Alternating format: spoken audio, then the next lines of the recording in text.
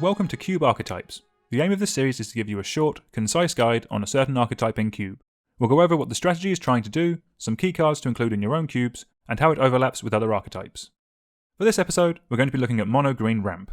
The aim of this archetype is to use low drop ramp to get out a win condition and mid-range threats as quickly as possible. This archetype is normally split into different sections. The first of those is the low drop mana dorks, things like Llanowar elves, Finethorn elves, things that cost 1 mana and tap to generate a mana. After that, you have the 2-drop versions of this. Generally from 2-drop mana dorks, I like them to tap or fetch up a different colour of mana, as this can help with splashing. In general, I prefer my mana to come from creatures, but a cube can also contain things like Rampant Growth and Wild Growth. While these don't synergise with some of our win conditions, they have the bonus of not dying to a board wipe or standard creature removal, therefore they should be considered. If you're in a powered setting, something like Channel can also be considered, as it's extremely busted and can lead to things like turn 2 Eldrazi Titans. When it comes to the amount of mana dorks to have in your cube, it'll depend primarily on its size. I'll break them down on screen, but these are just rough guidelines. The bigger the cube, the more variety of the types of effects you can run, while in a smaller cube, look to focus on the best or most synergistic options. The next section of these decks is the interaction. Reclamation Sage and Acidic Slime have a place in most cubes that can run them. When often playing the deck, you can often easily splash into a second colour for some additional interaction. And if you're building your own cube, I'd look to consider something like Plow Under, which is a great budget card and can lead to some really powerful tempo swings. When it comes to the bits of interaction, I'd want to split them all over the curve, so you have your 3-drop Rex Sage and then your larger Terastodon as well. The last section of the archetype is the win conditions. What you're generally looking for is a big swingy creature like a Crater Hoof, Avenger of Zendikar, a Terastodon, or a Carnage Tyrant, something that's big and powerful and will hopefully win you the game.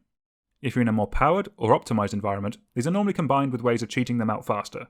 The most famous of these is Natural Order into a Crater Hoof, or thanks to Commander Legends, the new budget version of this, which is Magus of the Order into a Kamal. In the non-powered environments, however, it doesn't mean that you can't run something huge and green. Just be aware that if you're not running the cheat effects, that you will be hardcasting them. Outside of the super fast cubes, you can also focus on more mid-range threats, as getting a powerful 4 or 5 drop out a turn or two early is still a very good plan.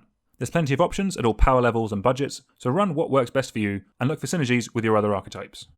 In terms of numbers, you're looking for something like we have here. In a lower powered setting, or a peasant or pauper cube, these numbers will be a little off as they won't include the more mid-rangey threats. One of the best things about the green ramp strategy is that it crosses over with a lot of other strategies very nicely. With white, you can combine Devoted Druid with Vizier of Remedies for some infinite mana combos, or you can throw in some humans for some good tribal synergy.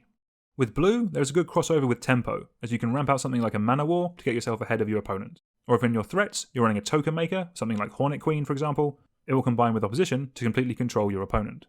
In black, there is the classic rock strategy, so instead of ramping out tempo creatures with blue, you're ramping out a Ravenous Chupacabra.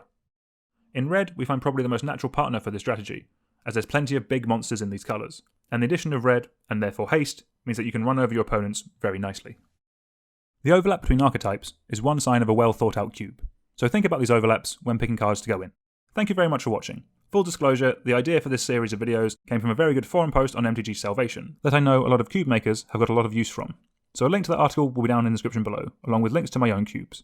If you're thinking of getting started in Cube, I'd highly recommend the Solely Singleton Starter Cube as a great place to begin. Links to that will also be down in the description. Let us know down in the comments if there's any other archetypes you would like us to have a look at. Thank you very much.